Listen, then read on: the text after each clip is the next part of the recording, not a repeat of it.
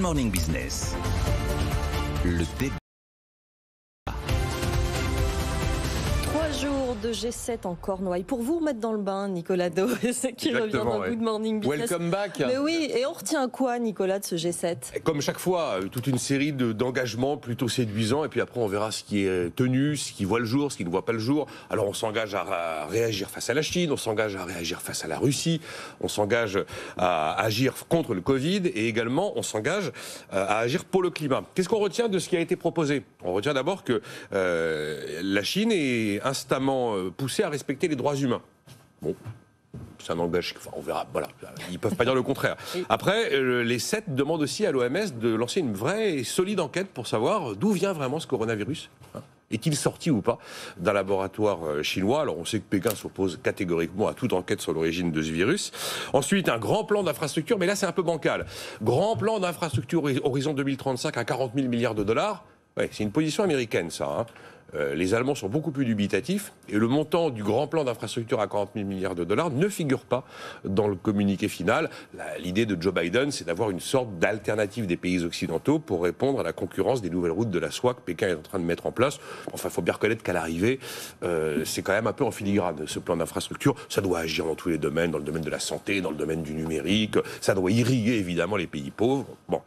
1 milliard de doses de vaccins dans le programme COVAX dès cette année, qui viendrait de l'ensemble donc de ces pays développés, là aussi, pour permettre d'atteindre d'ici à 2022 60% de la population mondiale qui serait vaccinée.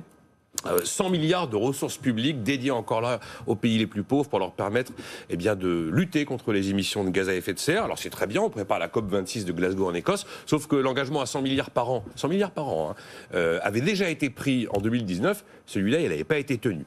Et puis les 7 assument le fameux impôt sur les sociétés mondiales à 15%. Le problème, c'est que c'est pas à leur niveau que ça va se jouer. Il faut passer par la case G20 et par la case OCDE. Donc bon, et puis on sait bien que l'Irlande aujourd'hui est rentrée dans une opposition frontale à ce projet. Donc voilà ce qu'on retient d'un G7 ordinaire, quand même. Faut être honnête. Jean-Marc Daniel. Oui, moi ce qui me frappe dans ce que vient de dire Nicolas, c'est qu'on se demande à quoi sert cette institution. Et surtout, est-ce qu'ils ont bien conscience des raisons pour lesquelles ils ont été créés ? C'est-à-dire que le G7 a été fondé dans les années 70, très exactement 75-76, avec la réponse à 2 problèmes concrets qui concernaient les pays concernés.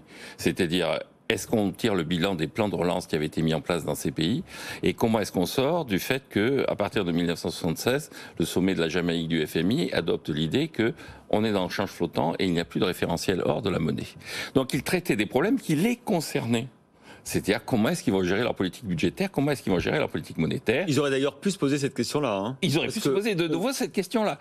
Et donc en 1978, à Bonn, ils ont arrêté une stratégie qui a consisté à dire on garde l'échange flottant. En 1979, on garde l'échange flottant, mais l'Europe adopte le SME. En 1979, on renonce à l'inflation. Et puis après, comme on renonce à l'inflation, les taux d'intérêt montent, donc on va traiter le problème de la dette, d'où pendant 20 ans, on a traité le problème de la dette qui était porté par les pays en voie de développement, mais dont les créanciers étaient les pays du G7.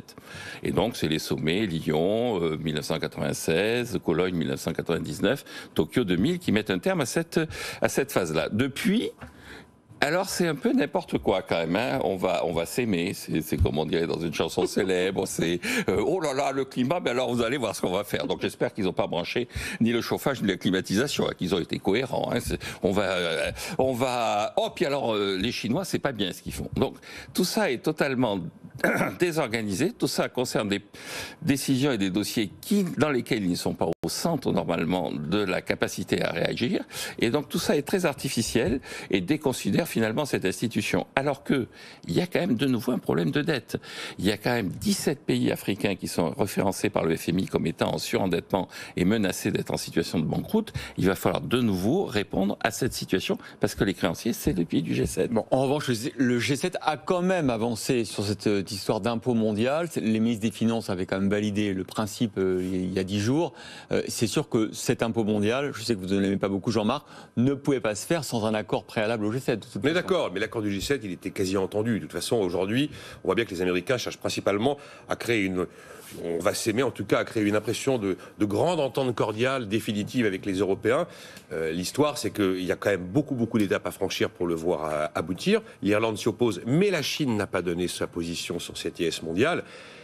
Puis objectivement, ce qu'on présentait comme un virage historique de la fiscalité au niveau mondial, à 15% d'impôt sur les sociétés, c'est quand même beaucoup moins révolutionnaire que si le niveau des 21% voulu par Joe Biden avait été retenu. Et encore une fois, c'est de quoi je me mêle. Quelle est l'autorité et quelle est la mission qui a été confiée au G7 pour transiger et décider à la place du Parlement irlandais? Mais c'est quoi l'homme qui est à l'origine de cette idée? Pascal Saint-Amand, le directeur du Centre de politique et d'administration fiscale de l'OCDE, sera sur ce plateau à 8h15. Je vais lui poser toutes ces questions. Il faut lui demander, mais je pense qu'il ne prendra pas position en disant « je suis là pour me substituer au Parlement irlandais ». Je pense qu'il ne vous dira pas ça. Le G7 n'est quand même pas la seule organisation qui a été conservée malgré un environnement qui a changé et qui s'est éloigné, c'est vrai, de sa mission historique.